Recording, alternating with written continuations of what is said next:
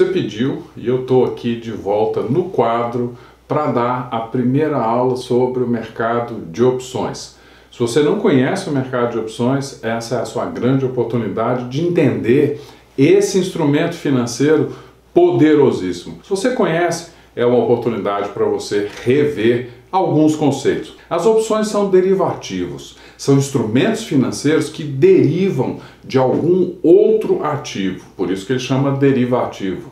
E ele tem muito poder. Eu gosto de entender a opção como se fosse um seguro, porque ela funciona muito parecido com o seguro. Você compra esse derivativo da mesma forma que você compra um seguro e se acontecer alguma coisa, você está protegido. Então pensa sempre num seguro quando você falar sobre opções. E a gente tem dois tipos de opção. A opção de compra e a opção de venda. No mercado financeiro a gente gosta de usar termos em inglês. A opção de compra a gente também chama ela de call. Por quê? Na opção de compra você tem o direito de comprar alguma coisa. Nota, quem compra a opção tem o direito de fazer o que o nome dela diz. Então na opção de compra você tem o direito de comprar alguma coisa. Aí a gente chama ela de call, a palavrinha em inglês, call, chamar. Você está chamando alguma coisa. E na opção de venda, você tem o direito de vender alguma coisa, vender o seu estoque. Então a gente chama ela de put. Put em inglês é colocar. Então na opção de venda, você coloca alguma coisa. Então você já aprendeu um negócio importante. As opções de compra te dão o direito de comprar alguma coisa. E as opções de venda te dão o direito de vender alguma coisa. Vamos pensar num produtor de café, por exemplo. Ele vai colher o café e ele vai ter que, numa data futura, vender este café. Então ele pode comprar um seguro de preço.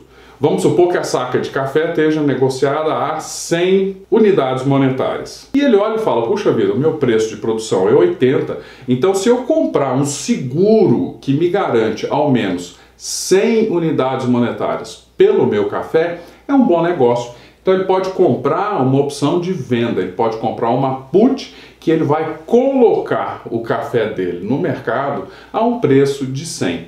Então já percebeu, né? A opção é um seguro que te garante fazer alguma coisa se você quiser. Vamos supor que a gente tem um importador e o importador tem que pagar pela mercadoria importada. Aí ele olha lá e fala, puxa vida, eu tenho essa opção de comprar dólares numa data futura por 5,40, por exemplo. Bom, 5,40 é um bom preço, então eu vou comprar esta opção. Por quê? Porque se o dólar subir muito, ele garantiu o direito de comprar o dólar a 5,40. Essa é a opção de compra. Então ele chama dólar, por isso que é call, ele chama os dólares que ele precisa. E você faz esse direito pelo que a gente chama de preço de exercício. É o preço sobre o qual você exerce o seu direito. Vamos voltar para o exemplo da opção de dólar. Então eu falei que você tem uma opção de compra, uma call, de dólar de 5,40. Você comprou essa opção. E aí, na data de vencimento, lá no futuro, pode ser um mês, 2 meses, 3 meses, se o dólar tiver acima de 5,40, você tem o direito de comprar, fazer o que o nome da opção diz, a 5,40. É um bom negócio? Se o dólar tiver a 5,60, é um bom negócio comprar dólar a 5,40? Sim, você exerce o seu direito de comprar dólar a 5,40. E se o dólar tiver a 5,30, você exerce? Não, porque aí é muito melhor você comprar no mercado os dólares para pagar a sua importação. Por quê? Porque o seu direito é de comprar a 5,40. O dólar está a 5,30, você não exerce. Igual o seguro do carro, gente. Terminou a sua pólice, terminou o prazo de cobertura do seguro do carro, você não bateu, não aconteceu uma coisa que você não queria que acontecesse, não tem o que fazer. Acabou. A mesma coisa aqui na opção. Eu gosto muito de pensar na opção como seguro, estou repetindo, para firmar a ideia. E na opção, a gente tem algumas coisas que são importantes. S é o ativo objeto. Eu te dei dois exemplos. Eu te dei o exemplo do café. Então, do produtor de café, o S, o ativo objeto, é o café. Do importador, o ativo objeto é o dólar. Depois a gente tem E, é o preço de exercício. Te dei dois exemplos também. Do café, o preço de exercício é 100, é o preço pelo qual você exerce o seu direito. No dólar é 5,40, é o preço que você exerce o seu direito de comprar dólar. Depois a gente tem o tempo.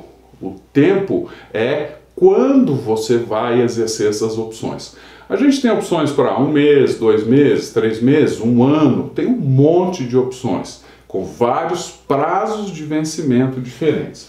E depois a gente tem P, que é o prêmio. O custo, o preço da opção é prêmio, igual na apólice de seguro. Quando você compra um seguro para o seu carro, você paga um prêmio, que quem vende essa opção ganha. Esse é a remuneração da pessoa por assumir aquele risco que você não quer assumir. No caso do importador, o risco do dólar subir.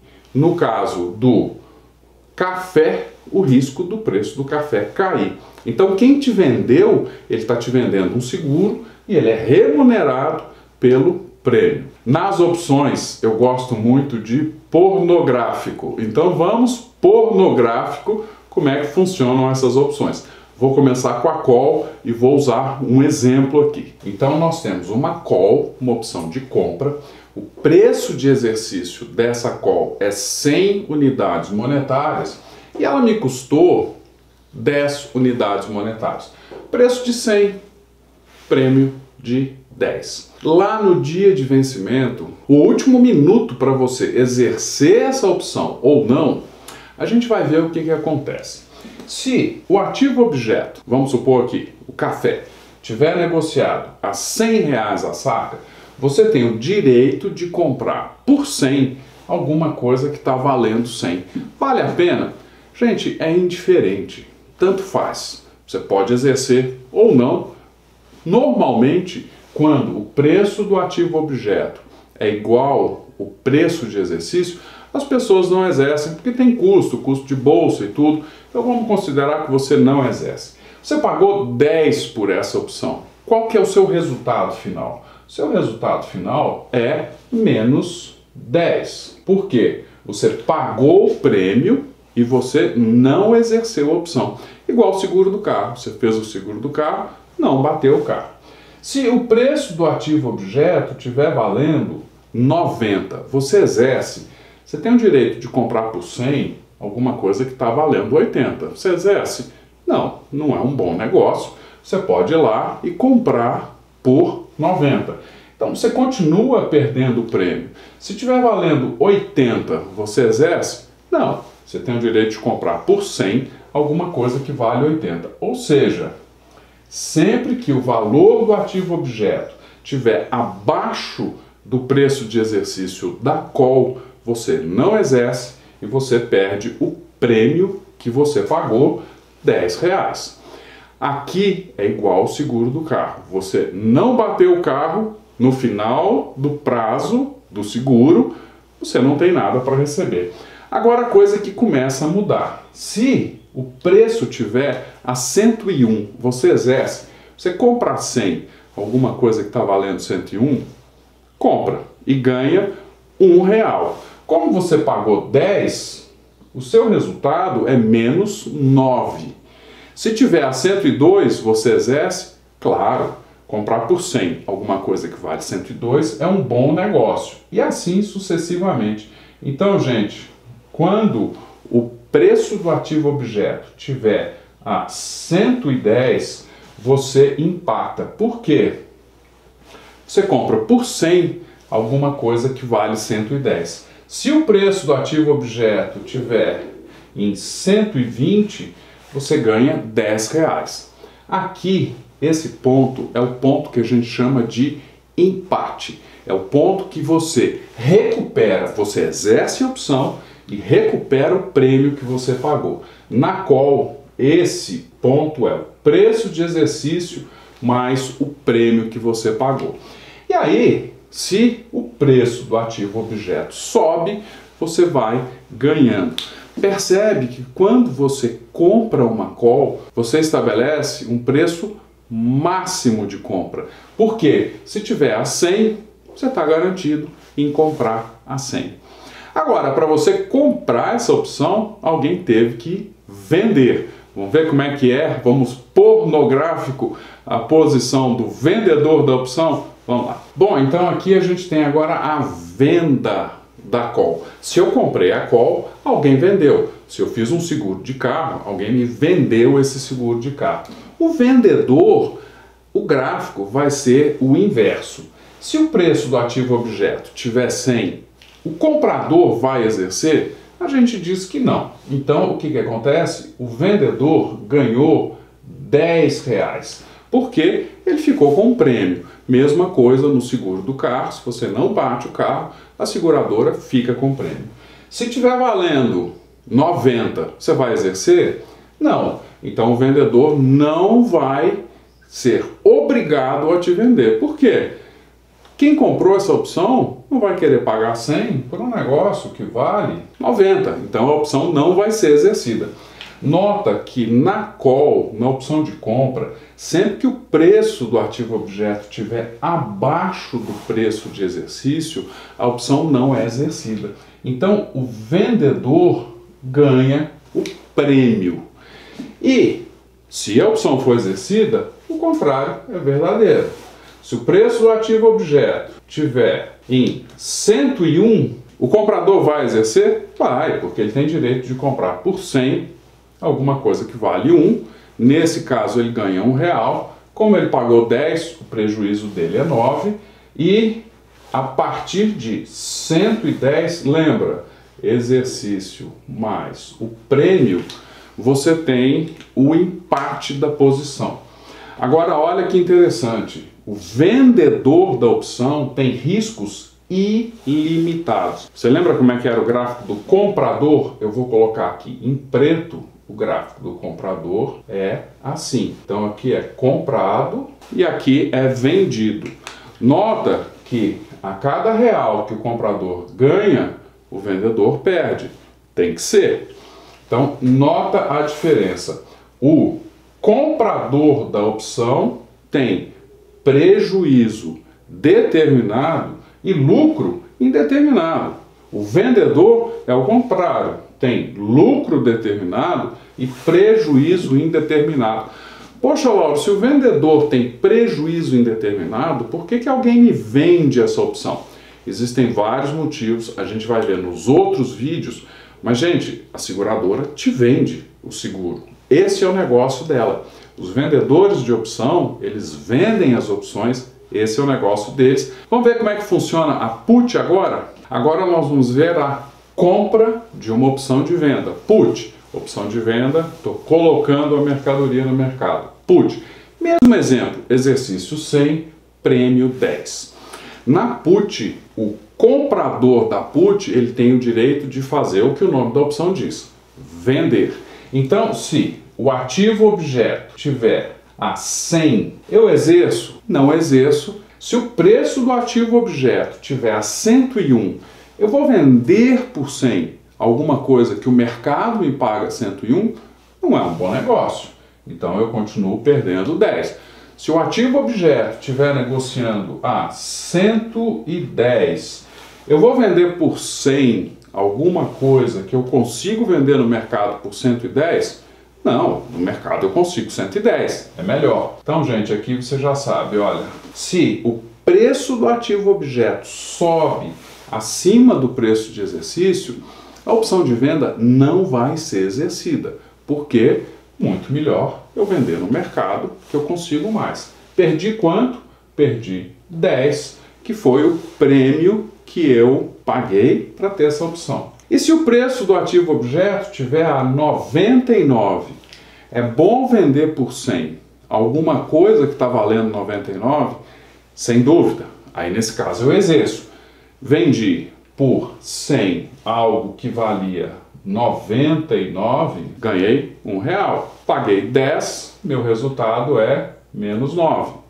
Se o mercado estiver pagando 90, vamos colocar aqui, 90 pelo ativo objeto, eu vendo por 100 alguma coisa que o mercado está pagando 90, sem dúvida, ganho 10, paguei 10, empatei. Aí você já percebeu que esse lado do gráfico é uma reta ascendente. Essa reta aqui, gente, tem 45 graus para quem gosta de matemática, porque para cada um que cai eu ganho 1, então ela tem uma inclinação de 45 graus. Nota que eu estabeleci um preço mínimo de venda. Porque se subir muito, eu vendo no mercado, se cair, eu exerço a minha opção de venda. Agora, para eu comprar essa opção, alguém tem que ter vendido. Vamos pôr no gráfico a posição do vendedor dessa put? Vamos lá. Vamos começar da mesma forma aqui, no 100. Se o ativo objeto estiver valendo 100 e eu tenho uma venda, eu vendi para você uma opção de venda, a gente parte do pressuposto que a opção não vai ser exercida, eu fico com os R$10 do prêmio. Se o mercado estiver negociando isso a 101, eu vou ser exercido? Não, ninguém vai me obrigar a comprar por 100 uma coisa que vale 101. Você já percebeu, né? Então, se o preço do ativo objeto subir, essa opção não vai ser exercida. Eu vendi essa posição, eu ganho o prêmio 10. E você já percebeu também aqui que se o preço do ativo objeto cair, eu vou ser exercido. Por quê? Alguém vai me obrigar a comprar por 100 alguma coisa que vale 99. Perdi R$1, ganhei 10, resultado 9. E aqui, gente, a mesma coisa. Quando tiver valendo 90, eu começo a entrar no prejuízo. Então, gente, olha que interessante. Na put, o ponto de equilíbrio é o preço de exercício menos o prêmio. Porque daqui para baixo é só prejuízo. Então essa é a posição de venda de put. Vamos pôr no gráfico a posição do comprador. Mesma coisa, isso aqui é comprado put, então a gente tem essa posição. Então você já aprendeu bastante coisa. Quem compra a opção tem o direito de fazer o que o nome dela diz. Quem vende tem a obrigação de fazer o contrário. Então, o comprador de opção de compra tem o direito de comprar e o vendedor de opção de compra tem a obrigação de vender. O comprador de uma opção de venda tem o direito de vender esse gráfico e o vendedor da opção de venda tem a obrigação de comprar. Faz o contrário do que o nome diz. E a gente já sabe que nós temos um custo, prêmio, o preço de exercício é o preço pelo qual eu exerço meu direito e são duas opções, a de compra e a de venda. Dá uma estudada nesse assunto, eu sei que a princípio é difícil, estuda os gráficos ajudam muito a gente a entender e logo logo tem mais conteúdo sobre esse assunto. E já sabe, gostou? Curte, comenta, compartilha. Ficou com dúvida? Manda para mim que eu te ajudo a entender melhor. É isso aí, um abraço.